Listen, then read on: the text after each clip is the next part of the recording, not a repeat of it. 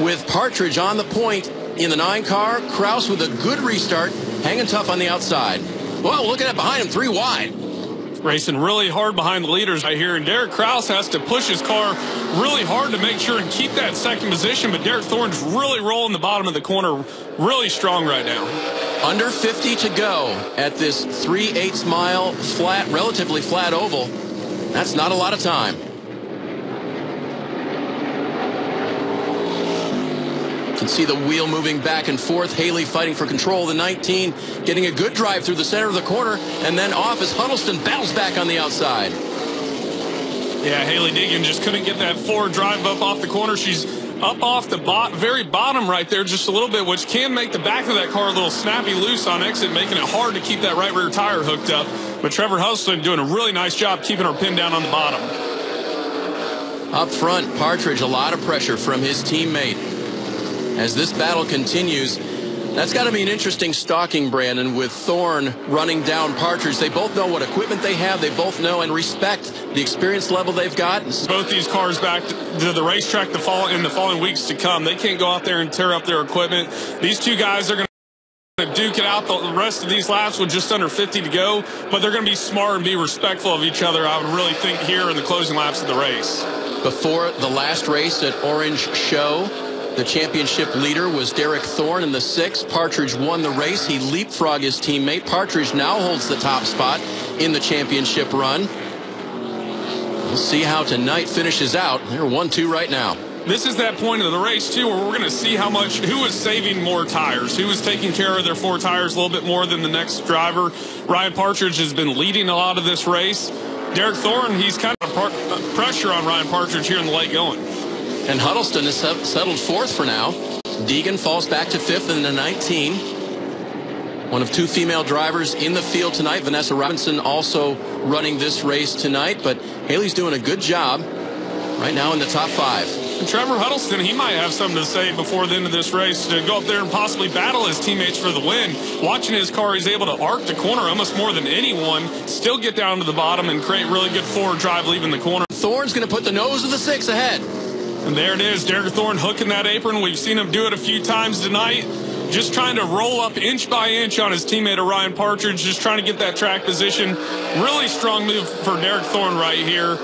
I wouldn't be surprised to see him really check out on this field right now. I mean, he must have been just really taking care of his tires and being smart with his equipment, and it's really paying off for him right now. Partridge and the others, they have a little time, but it is winding down. Hot day here north of Denver. A cool evening now. The last race of the night for the fans. They've had the local show here as well, but this is the culmination of their ticket today. They're seeing a good one.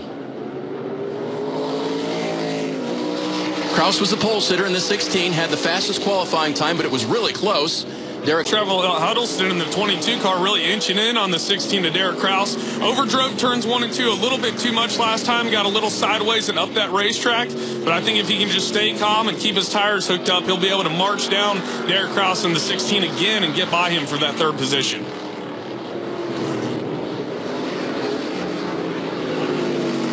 Now lap traffic. Very important near the end of the race here. You don't want to lose whatever advantage you might have, whether you're pursuing someone or trying to hold somebody off.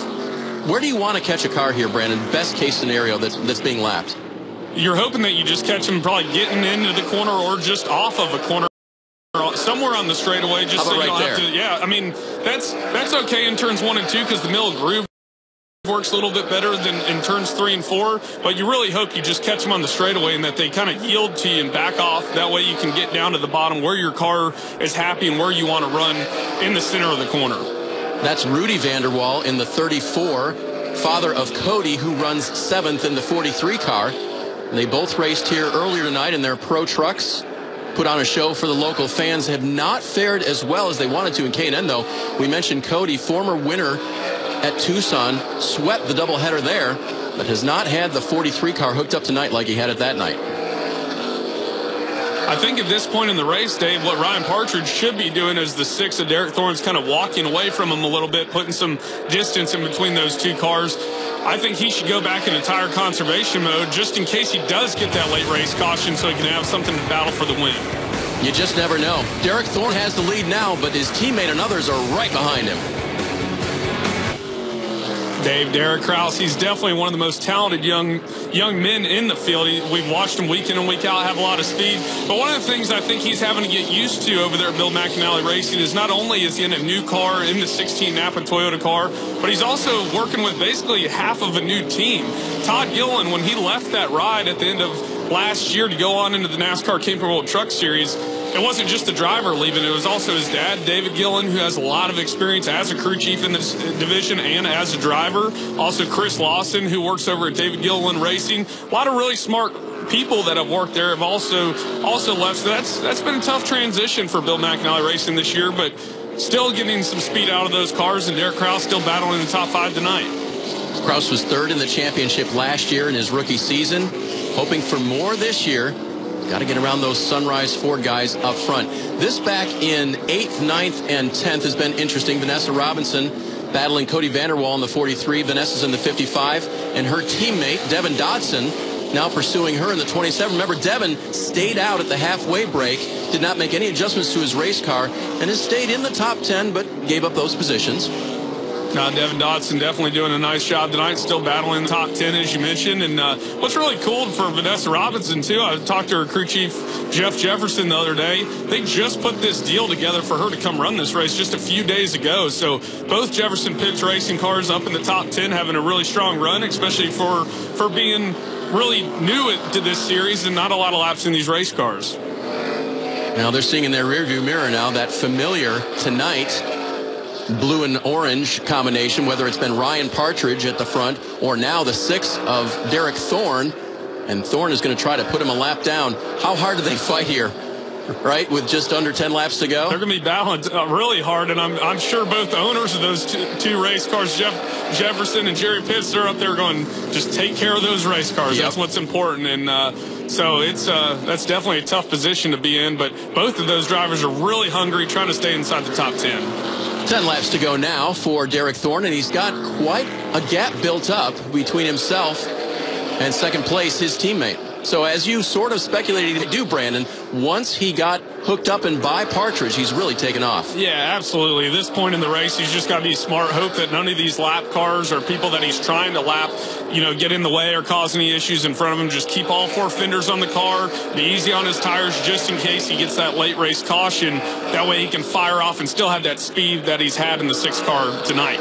And I asked you at the beginning, do you think he remembered anything from 2013 when he led all but 2 laps? I think he kept a notebook. Absolutely. Derek Thorne, I can't, compliment him enough. I've had the pleasure of racing against him in the NASCAR K&N West Series. Really smart racer, keeps a really strong notebook, really thinks about his race cars. Reminds me a lot of a guy like David Mayhew that I've raced with quite a bit. But, he's definitely experienced, and he's definitely done his homework and probably watched some film on this race, and it's really paying off for him. Derek is the 32-year-old from Lakeport, California, the 2013 champion in this series, has stayed behind the wheel and in late model racing throughout the West for the past few years, and this year re-signed with Bob Bruncotti to hopefully take him to a championship. And Bob's got it going twice on, and maybe a third time with Trevor Huddleston going for Rookie of the Year, but with Thorne in the 6 looking so good and Partridge in the 9, not sure who's going to win this championship. The gap was only, I think, 2 or 3 points coming in. It's definitely going to be a tough battle all the way to the end. And going back to Bill McAnally Racing, they're not done fighting. I know Ty Joyner and that whole crowd, they're going to keep working on those race cars, keeping their head to the ground, trying to get speed out of them, and they'll be there at the end. So definitely can't count that group out. But I know Bob Bruncotti, one of the things he really likes about Derek Thorne as well as Ryan Partridge is their willingness to work on their race cars. These guys don't just show up with a helmet. They know what they're doing, and I think that allows them to give their crew chiefs really good information and good feedback to make those cars faster and faster each week. You saw Cody Vanderwall there picking up a spot on Matt Levine, trying to right there, double wide in front of the leader. Levine to the high side in the 10. The 43 of Vanderwall is not quite by. This is a little disconcerting with just 3 to go. If you're the leader. I'm sure Bill Sedgwick, Derek Thorne's crew chief's like, hey, man, just be smart right here. Just take care of that race car. There's no need to push it. You have a big gap behind you. Derek Thorne, he's just got to get one more lap out of this thing and try to bring it on to the end. 2 to go for Thorne. They give way. The 13 of Todd Souza just in front, trying to stay on the lead lap. Doesn't know if that's, it doesn't look like it's going to happen. Thorne gets a nice break from Souza there and will come to the white flag at Colorado National Speedway.